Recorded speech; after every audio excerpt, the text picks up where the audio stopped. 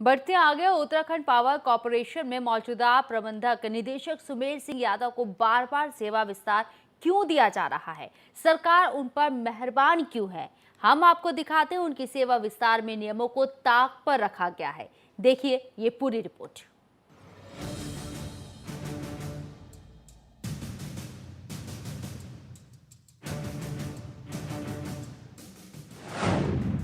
सुमेर सिंह यादव के सेवा विस्तार को लेकर अहम खुलासा।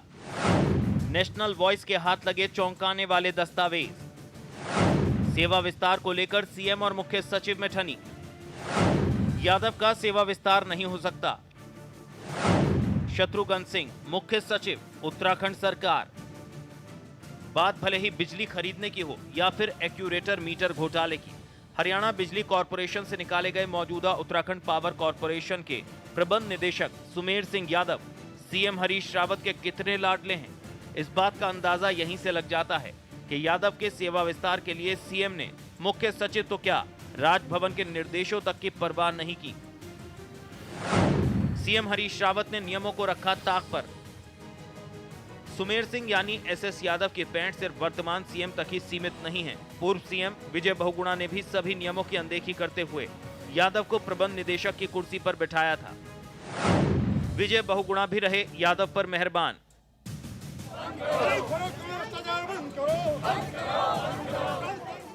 मामला सिर्फ यहां तक रहता तो भी ठीक था, लेकिन यादव के सेवा विस्तार को लेकर चली शासन स्तर की कार्रवाई ने साफ कर दिया है कि उनकी पैंठ राजनीति में काफी अंदर तक है।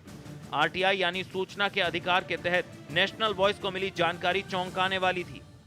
हमारे संवाददाता ने सुमेर सिंह यादव के सेवा विस्तार को लेकर कुल 5 बिंदुओं पर सूचना मांगी थी, जिसका जवाब सूचना अधिकारी ने भी गोलमोल तरीके से दिया।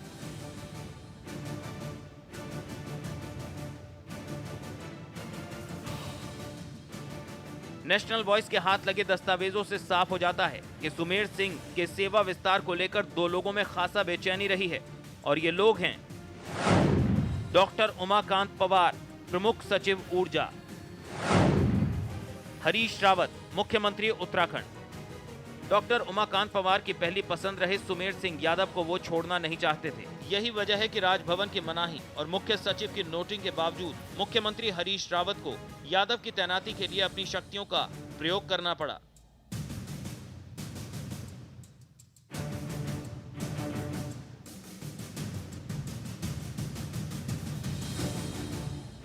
नेशनल वॉइस के लिए देहरादून से शक्ति सिंह बर्तवाल की रिपोर्ट।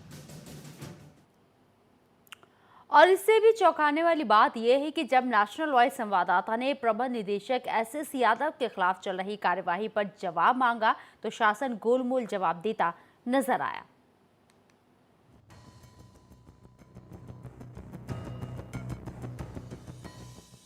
नेशनल वॉइस रिपोर्टर ने पूछा कि सुमेर सिंह यादव प्रबंध निदेशक के खिलाफ कुल कितने मामलों में जांच जारी है और जांच के मुख्य बिंदु क्या हैं? सवाल का जवाब जो मिला, प्रबंध निदेशक के खिलाफ शासन में कुल 4 विभिन्न शिकायतें प्राप्त हुई हैं। 2 शिकायतों पर आख्या शासन में प्राप्त हो गईं, जिन पर कार्रवाई जारी है। सुमेर सिंह यादव प्रबंध निदेशक, यूपीसीएल स्टिंग प्रकरण की जांच जारी है, लेकिन इससे संबंधित कोई रिकॉर्ड उपलब्ध नहीं करवाया गया।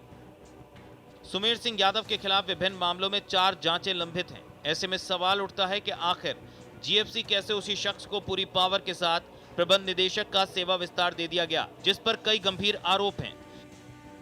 इससे साफ होता है कि मुख्यमंत्री रावत सीधे तौर पर एसएस यादव को बचा ही नहीं बल्कि राजनीतिक संरक्षण भी दे रहे हैं।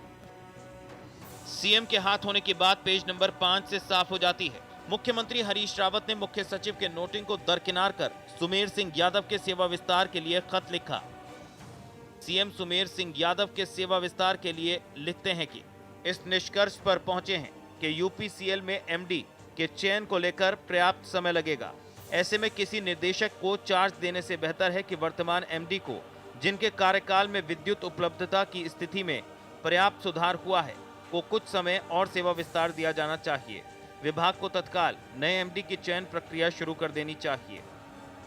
साथ ही ये भी लिखते हैं कि उक्त पद के लिए 4 माह पूर्व नियुक्ति प्रक्रिया शुरू की जानी चाहिए थी। मुख्यमंत्री प्रदेश के मुखिया हैं, ऐसे में सीधा सवाल उन्हीं पर उठता है कि नियुक्ति प्रक्रिया में देरी क्यों हुई। यूपीसीएल के प्रबंध निदेशक के खिलाफ पूर्व में आम आदमी पार्टी से लेकर खुद ऊर्जा निगम के कई संगठन मोर्चा खोल चुके हैं।